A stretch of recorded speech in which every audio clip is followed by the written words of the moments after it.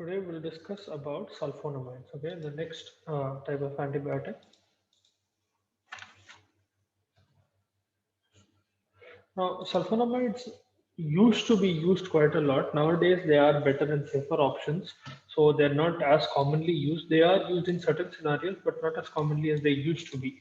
Okay, लोगों की toxicity ज़्यादा रहती, and there are resistance developing to sulfonamides. Quite a lot of organisms, sulfonamides are not working on them, and they are safer drugs available, so they're not used as much.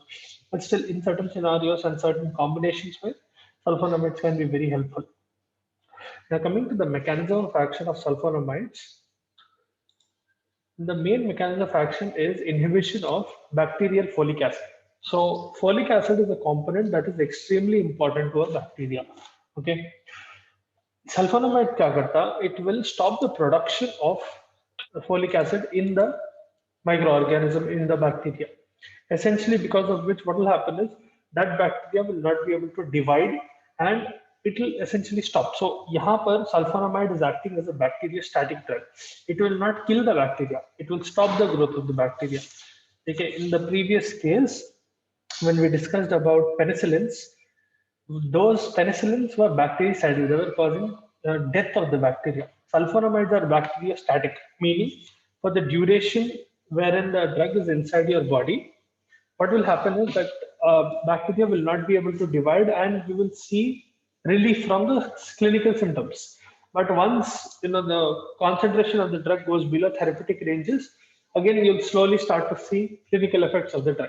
So that is a big difference between bacteriostatic drugs and bactericidal. एक bacteria को मार देते, one will kill the bacteria, the other will only stop the growth of the bacteria. Sulfonamides fall in the bacteriostatic category. So how do they do this? Now, there is a molecule called para-amino-benzoic acid, also called PABA. Okay, para-amino-benzoic acid. Now, this is happening inside the bacterial cell. Okay, so imagine, let us suppose this is the bacterial cell. इसके अंदर क्या हो रहा? There is a molecule called PABA, which is getting converted into dihydrofolic acid. Gets converted into dihydrofolic acid. Okay. Later on, what happens is this dihydrofolic acid will get converted into tetrahydrofolic acid. That tetrahydrofolic acid is used by the bacteria in division. Okay. Technically, both dihydrofolic acid will also play a role. Without dihydrofolic acid, you cannot get tetrahydrofolic acid. Tetrahydrofolic acid. ठीक है. अब ये progression है. This is what is happening inside the bacterial cell. Your sulfonamide especially acts on this enzyme. So there is an enzyme which is helping in conversion of PABA into dihydrofolic acid. That enzyme's name is called folic acid synthetase. Okay, या folate synthetase भी लिखते हैं उसको थोड़े text book में.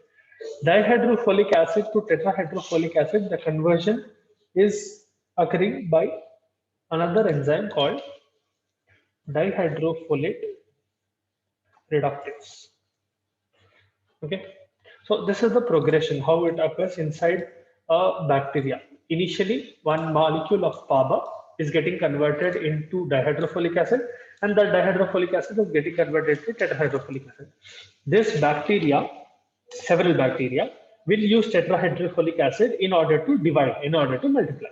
Okay, if you remember, I told you long ago that a single bacteria cannot do much. It needs to multiply into huge numbers for it to show any effect, for it to cause an infection, for it to wreak havoc inside your body. It needs to multiply. It needs big numbers. अब यहाँ पर आप क्या करते हैं? When you give sulfonamide, this sulfonamide is essentially inhibiting this enzyme. Let me use a different color. Hello. इसको inhibit कर देते हैं. Okay, in several textbooks you'll find it written like this. So there will be a minus sign near that enzyme or near that particular component. It means that our drug, whichever drug the textbook is talking about or whichever drug that you are reading about, is inhibiting that particular enzyme or that particular process. There is a problem with my mouse. much better. So यहाँ पर because folic acid synthetase gets inhibited, there is no formation of dihydrofolic acid. Once dihydrofolic acid is not being formed, the bacteria cannot divide. Essentially, what sulfonamide does is it does competitive inhibition. It will compete with PABA for that same site in the enzyme. So last year when we discussed about enzyme, we talked about competitive inhibition.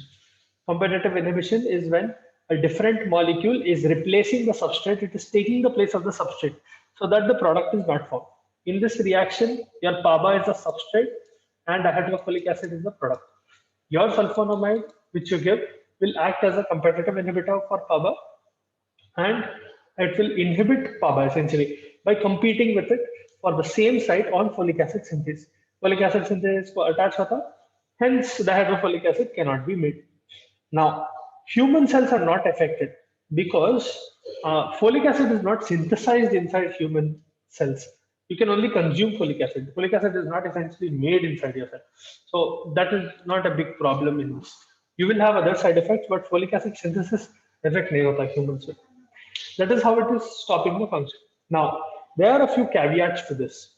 Disadvantages to sulfonamides.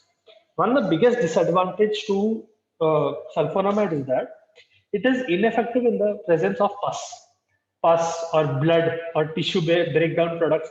In the sense, any inflammatory condition, any injury condition, वो पूरों में sulfonamide काम नहीं करता. Because what happens is that pus, blood or tissue breakdown products, they'll be very, very rich in PABA. So क्या होता, even if you give enough amount of sulfonamide, there will not be enough amount of drug to compete with PABA. So they will be ineffective in presence of such organic material. Keep that in mind. Whenever there is pus or injury, blood, tissue breakdown products, inflammatory products, वो situation में sulfonamides काम नहीं आते. Okay, they're completely useless and ineffective in that sense. So that is the mechanism of action. This is the mechanism of action of the drug.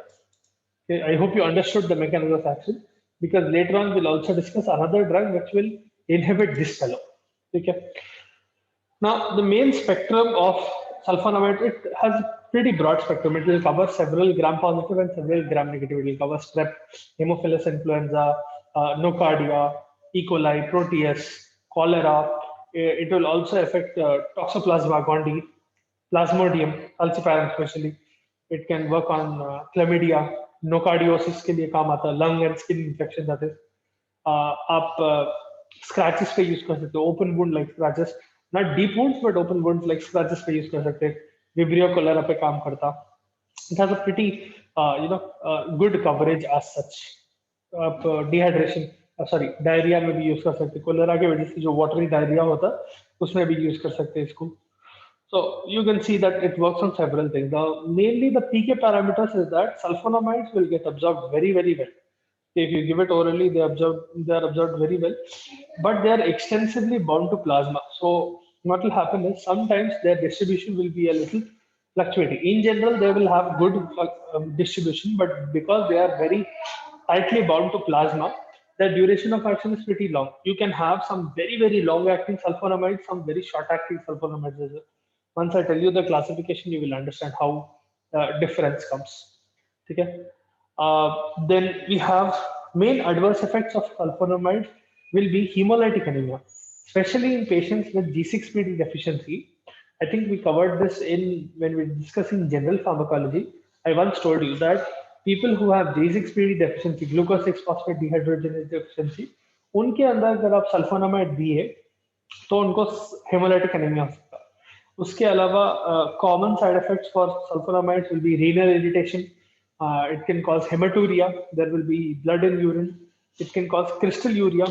Crystalluria is when small crystals will start appearing in your urine. You can avoid crystalluria by increasing the fluid intake of the patient. Remember this, sulfonamides can cause crystalluria, but if you increase fluid intake in the patient, you'll be able to avoid crystalluria. And one very, very, very important side effect of sulfonamides in certain patients will be SJS. Stevens-Johnson syndrome. This is how should I put it? This is a very severe hypersensitivity reaction. जहाँ पर क्या होता है, the patient's skin will severely get damaged, and there is a very good chance that the patient will die. It is very difficult to treat it altogether and even manage the patient. एक बार SGS हुआ बोले तो there is a very bleak chance that the patient will survive. So there is no exact way to know if the patient will get triggered or not, because several drugs can trigger SGS. Sulfonamides is one such drug. That is also one of the reasons why sulfonamides has been discontinued. Another thing, it can cause kernicterus, especially in newborn babies. Kernicterus is when what will happen is bilirubin will start accumulating inside your brain. Bilirubin will cross BBB and it will get accumulated. So as such, sulfonamides are contraindicated, meaning you should not give them. See, indication मतलब वहां पर use कर सकते हैं. Okay, the usage of the drug is so and so will be the indication of the drug. Contraindication is when you should not use the drug. Contraindication of sulfonamides will be pregnant women and in infants. In both of these people, you should not use sulfonamides altogether. Okay. Now, the main classification, see, it's a very small classification of sulfonamide. You will have short acting, intermediate acting, and long acting. Okay. Short acting sulfonamides mein, before telling you the short acting, the classification, I'll just cover the second mechanism of action, then I can erase this so that it will be easier. Then I can type that sulfonamide, this classification. So as I was telling you, there is another drug which will help in inhibiting this, right? So sulfonamide, जैसा मैं बोला, it is not used as such solo, but it can be sometimes used in combination. ठीक है? कभी-कभी use करते sulfonamide solo भी, but there is a very popular drug combination that is used in sulfonamide. That drug is called cotrimoxazole. Cotrimoxazole. This is the combination of trimethoprim and sulfamethoxazole. Methoxazole. Okay. The ratio is 1:5. 1 parts trimethoprim, 5 parts sulfamethoxazole. अब ये क्यों important है? Sulfamethoxazole will obviously be the sulfonamide drug. Trimethoprim is a new drug. Trimethoprim क्या करता? Trimethoprim is an inhibitor of this enzyme, dihydrofolate reductase. So whenever you use this combination of cotrimoxazole, wherein you are combining sulfamethoxazole and trimethoprim, you are doing double action. इसका मतलब क्या है? यहाँ पर few bacteria, by the time you give the drug, they will already have produced quite a lot of dihydrofolic acid, and they will be proceeding towards formation of tetrahydrofolic acid. When you give the combination of trimethoprim and sulfamethoxazole, it will act on both of them. यहाँ पर folic acid synthase inhibit होता और यहाँ पर dihydrofolate reductase inhibit होता. तो double action मिल रहा है आपको cotrimoxazole से. I'll repeat once again. Cotrimoxazole is a combination of trimethoprim and sulfamethoxazole. When you give this drug, see, by the time you give this drug, we are obviously considering a situation where the patient has come into the hospital, they have gotten admitted, and then you are detecting the infection and you are giving the drug, meaning the bacteria has plenty of time to divide. By that time, you will have the bacteria, you will have several bacteria which have already formed dihydrofolic acid, which are proceeding to make tetrahydrofolic acid. Tetrahydrofolic acid is the main component that is responsible, or it is taking a part in multiplication of the bacteria. जब आप combination देते cotrimoxazole का, it will inhibit not only folic acid synthase, wherein new dihydrofolic acid is not being formed. It will also stop the conversion of present dihydrofolic acid into tetrahydrofolic acid, hence giving you double action. Okay. Now, the common brand names of cotrimoxazole that you can see quite a lot will be Bactrim. Okay. You might have already seen this. Bactrim एक है, Septran एक और है. Septran भी देखते, quite common. ठीक है. The combination of drug जब देते preparation injection में दे रहे आप या उसको oral दे रहे, it will be 1:5. In the sense, generally you get a tablet. Let's suppose you are getting a tablet of cotrimoxazole. Trimethoprim will be 80 mg and sulfamethoxazole will be 400 mg. ऐसा रहता. ठीक है. Now you will give it twice a day for 2 days, followed by BD. Anyway, तो आप ऐसा करते हैं. That is how this drug works. Now, if you have doubts in the mechanism of action, If you want me to repeat anything, please feel free to ask. Sulfonamide समझ में नहीं आया या कोट्राइमोक्सोजोल समझ में नहीं आया?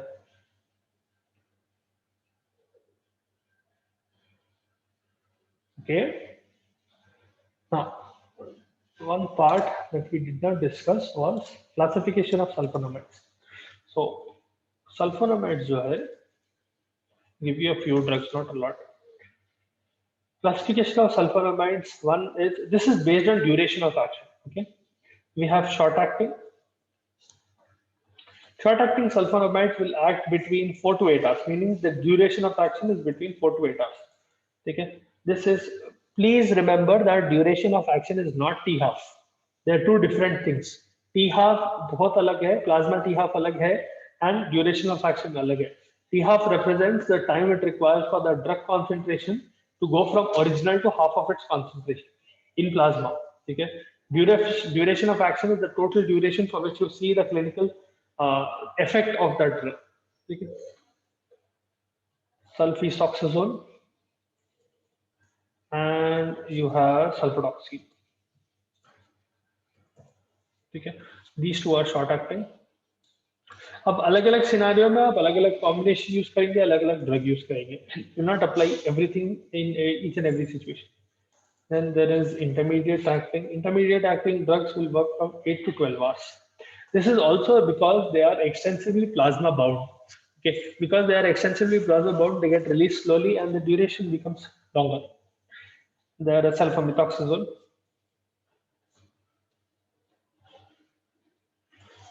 Then there is long acting. Long acting drugs can be very, very long. They can work for almost close to 7 days. They will stay inside your body for almost 7 days and they will act for a very, very long time. Okay. You have sulfadoxine. Then there is sulfamethoxypyrazidine.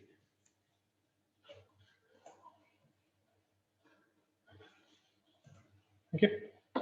Now, in some classifications, you will also have based on route of administration. कभी-कभी topical रहता या oral रहता. तो एक oral combination was, sulfamethoxazole या topical के लिए sulfacetamide है, mefenamide है, sulfasulfadiazine है, silver sulfadiazine है, या फिर then there is sulfasalazine as well. Sulfasalazine is generally used for rheumatoid arthritis and ulcerative colitis. It has very poor absorption, but it is used as such. It shows good indication in that. So that is about sulfonamides. Now the main side effects that you need to keep in mind for sulfonamides as such will be kernicterus. So इसके ADRs जो है, कोट्राइमोक्सोजोल के ADRs नहीं बोला मैं, वो भी बोलता हूँ. ADR for sulfonamide will be kernicterus. It can cause hemolytic anemia, especially in G6PD deficient people. PD deficiency. Just writing it like this, okay?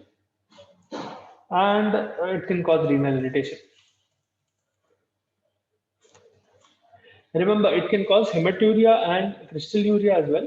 But crystalluria can be avoided if you increase the fluid intake of the patient. And one very, very important one, Stevens-Johnson syndrome.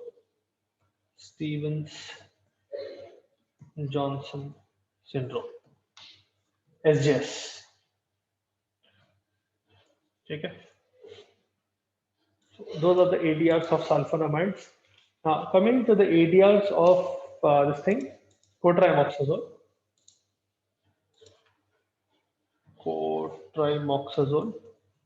Iske ADRs will be nausea, vomiting. I'm just writing it as NNV, okay? Nausea, vomiting. It can cause glossitis. Just remember specific 2 and 3 of those drug class, that will be enough for you. You don't need to memorize each and every adverse effect. Maybe certain drugs के थोड़े special side effects रहते हैं, एक आध याद करने की जरूरत है. You don't need to remember everything, okay? And it is practically impossible to remember everything. See, pharmacology as such is a subject that you will learn more as you practice. इसका मतलब ये रहता कि once you start going to the hospital and start seeing drugs at a more closer level, okay, you start seeing how drugs are being given, उन लोगों के doses क्या है, बार-बार के sheets को देखते गए, and बार बार आप उसको समझने की कोशिश करें. Every time you see a case sheet, let's suppose you switch your phone on and you Google the mechanism of action and the details of the drug. अब drug की picture देख रहे हैं, and you keep on doing that again and again, and it will become second nature. It will not exactly be like memorizing. You are memorizing, but just by the property that you are inquiring about it again and again, you will memorize it. So pharmacology is much more easier to learn practically rather than just theory. That is why once you start your practical, especially in your second year, third year, fourth year, अब बहुत अच्छे, like it will become much more easier, provided that you are putting in the work. If you're just going to the hospital and you're not looking at drugs or not trying to find out what they are, then it will not happen. You have to put in the work. Okay. Glossitis, it can cause inflammation of mouth and lips. It's called stomatitis. Okay. Now, each drug will have certain specific side effects. Just remember those specific ones which are specific to that drug class or to that drug. Okay. It will cause other allergic reaction as well in certain patients, especially in patients who already have folate deficiency. उन लोगों के अंदर ये megaloblastic anemia करता. Anemia. Patients with folate deficiency. Okay. It can cause uremia in renal disease patients. So remember that. If there is a patient who has renal disease, decrease the dose. You'll have to, dose adjust करना पड़ता for patients with severe renal impairment, especially. Okay. Remember that. अब ये drug को किधर use करते हैं? कोट्रामोक्साजोल को ज्यादातर you'll use it in patients with AIDS. Now, in patients with AIDS, there is one common infection that occurs, which is called pneumocystis. Pneumocystis jirovecii. ठीक है, उसमें यूज कर सकते हैं आप. You can use it in fever, rash, bone marrow hyperplasia. ठीक है, वो सिचुएशंस में होता है, स्पेशली अगर एड्स एंड पीस pneumocystis jirovecii है और आप कोट्रामोक्साजोल दे रहे, तो bone marrow hyperplasia, fever, rash हो सकता है पेशेंट में. Other than that, the main use of cotrimoxazole indications essentially, you can use it in UTI, you can use it in upper or lower RTI, upper respiratory tract infection, lower respiratory tract infection. You can use it in typhoid, toxoplasmosis में use कर सकते हैं. ठीक है.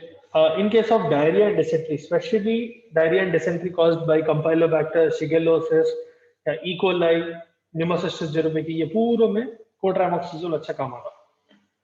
So those are the indications and side effects of your cotrimoxazole, and those are technically sulfonamides and cotrimoxazole साथ में पड़ते हैं because they are essentially like sister drugs. Okay, one is one drug class and another one is a sister drug of those. ठीक है. So if you have doubts in sulfonamides or in cotrimoxazole, please feel free to ask now, or else we'll move on to quinolones.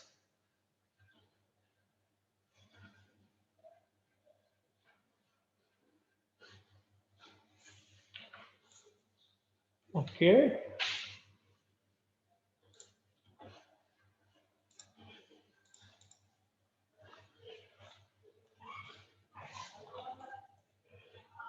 So quinolones and fluoroquinolones are classes that are developed in a similar way. Essentially, quinolones पहले आए थे, उसका better form, fluorinated form will be fluoroquinolones. ठीक है, तो we'll first discuss quinolones, then we'll discuss fluoroquinolones. दोनों का mechanism of action similar है, almost same. It's just that fluoroquinolones are slightly better compared to quinolones, but they are essentially the same drug. Same in the sense, how should I put it? Same lineage. Okay. Quinolones में आते, there are 3-4 main drugs. There is nalidixic acid,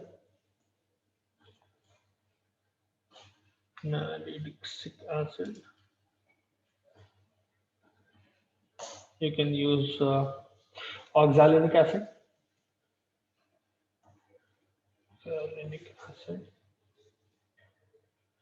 then Synoxacin. Okay.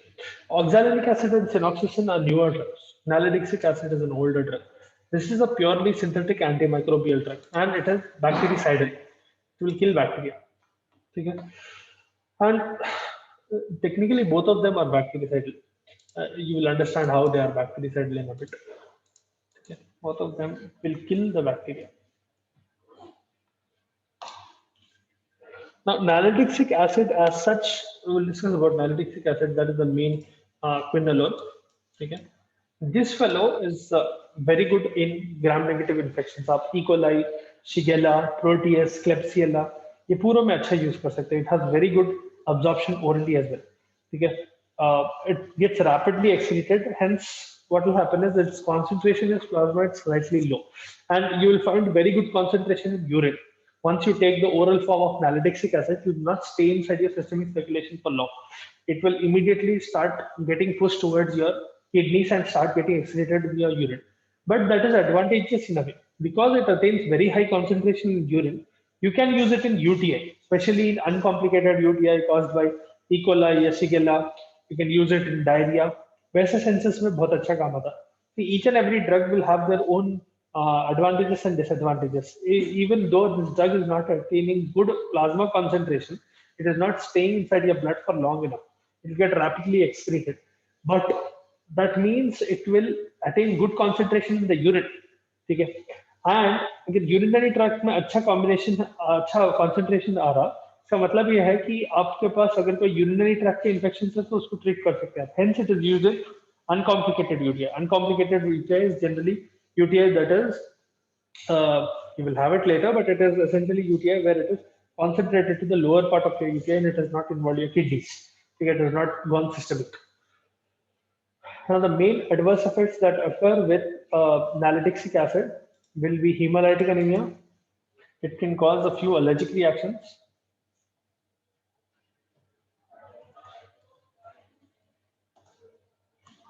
Can cause allergic reactions. In some people, it will cause headache. Headache, it can cause myalgia, muscle pain, and drowsiness. Sometimes it is recommended that you are not supposed to drive when you are taking quinolone, but not always. Drowsiness सबको नहीं होता, बड़े लोगों को होता. And see, whenever we tell these side effects, it does not mean that one patient will suffer with all of them. Okay? You exactly cannot predict which side effect will appear in what patient because their genetic makeup will be very different. आप बोल नहीं सकते. In general, ये side effects दिखते. Now, one patient, let's suppose you are giving it to two different patients, nalidixic acid. Maybe one person might show a few allergic reactions. अब allergic reaction में भी अलग-अलग रहते. One person might show a rash, another person might show a fever. ठीक है, ऐसा. Some people might have a headache. ठीक है, और someone might have myalgia. ऐसा पूरे एक साथ नहीं होते, generally नहीं होते. No one is that unlucky. More often than not. Okay. As I told you, it is mainly used in uncomplicated UTI, E. coli infections, diarrhea, Shigella, and Proteus infections. Now, coming to mechanism of action, the mechanism of action of quinolones and fluoroquinolones is both the same. Okay. It is not very complicated. It is just like one sentence. You don't have a lot in this. ये क्या करता? It will inhibit one particular enzyme called DNA gyrase. Both quinolones and fluoroquinolones inhibit DNA gyrase. DNA gyrase is responsible for DNA replication and transcription. During DNA replication, what will happen is there is positive coiling of DNA. DNA will start coiling in a positive manner. एक time पे negative manner में coil करता है, फिर positive manner में coil करता है. That positive coiling is corrected by DNA gyrase. Okay? Just remember that DNA gyrase is a very important enzyme that is responsible for proper function of DNA, okay, and for replication of DNA. Without the presence of DNA gyrase, that cell will not be able to function properly, that bacteria will not be able to function properly. It will not be able to give commands, it will not be able to make proteins, and it will essentially die. That is how quinolones and fluoroquinolones work. The main mechanism of action, even if you find a flowchart, it will say the same thing. It will go inside the bacteria, it will inhibit, it will, and let it enter the nucleus of the bacteria. It will inhibit DNA gyrase. Because the inhibition of DNA gyrase occurs, supercoiling of the negative supercoilings which are introduced by DNA gyrase, those are not corrected essentially. Negative supercoils जो बनते, those are not corrected by DNA gyrase, wherein it is becoming positive coil. So क्या होता है essentially that DNA will not be able to produce enough proteins and essentially it will lead to death of the bacteria. It all starts with inhibition of DNA carriers. Both quinolones and fluoroquinolones will work with the same mechanism. Okay, you don't need to make it very complicated. The mechanism of action, if you want to go in, you can go into a lot of detail about how DNA carriers works, which site it will attach to, how it will work. अब पूरा detail आप लोगों को जरूरत नहीं है. Just remember, inhibition of DNA carriers leads to inhibition of DNA replication, okay, and transcription. I hope you remember what is transcription and translation, leading to death. Okay. Protein synthesis will not occur, and essentially it will lead to death of the bacteria. Now, why are fluoroquinolones are preferred more than quinolones? See, over time, what happened is fluoroquinolones, there was resistance developed to quinolones. So, fluoroquinolones, synthetic form of quinolones बनाने लगे, very fluorinated quinolones. Essentially, quinolones भी synthetic है, but you made another compound out of the quinolones. उसको fluorinate करके fluoroquinolones में made. The advantage is that they have fewer side effects compared to quinolones. Resistance is less. Okay? You can develop resistance. Over time, resistance does develop in fluoroquinolones as well, but lesser chance. It has good tissue penetrability and it has a much wider spectrum compared to quinolones. Okay? It will affect more bacteria and more organisms. Resistance can occur. अगर resistance हो रहा भी, it will occur due to mutation in target enzyme. ठीक है, जो DNA gyrase है उसमें अगर म्यूटेशन हुआ या फिर ऑर्गेनिज्म की परमिएबिलिटी, जो सेल परमिएबिलिटी है उसमें अगर म्यूटेशन हुआ तो रेसिस्टेंस डेवलप हो सकता है. Now you have to remember that quinolones and fluoroquinolones, let's suppose this is the bacteria. They are entering into the bacteria, then they are going to the nucleus, then they are working on that enzyme. अब ये जो cell की permeability है अगर वो change हो गई या फिर एंजाइम का टारगेट साइट चेंज हो गया, that is when resistance will generally develop. Okay, if it is not able to enter the bacteria, the drug will not work. If it is not able to attach to that particular enzyme, the drug will not work. That is how resistance develops. Okay, E. coli, staph, Pseudomonas, Serratia, these are some common organisms which have already developed resistance to fluoroquinolones, especially in India. Okay, we'll discuss the rest of the details about fluoroquinolones in the next class. I hope you understood till here what is quinolones and fluoroquinolones, basic introduction to this, and what is the mechanism of action of fluoroquinolones. If you have doubts, please feel free to ask.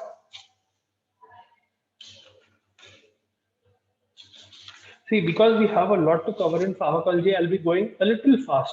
This pace is pretty fast, okay? That is why I'm asking you again and again. If you are not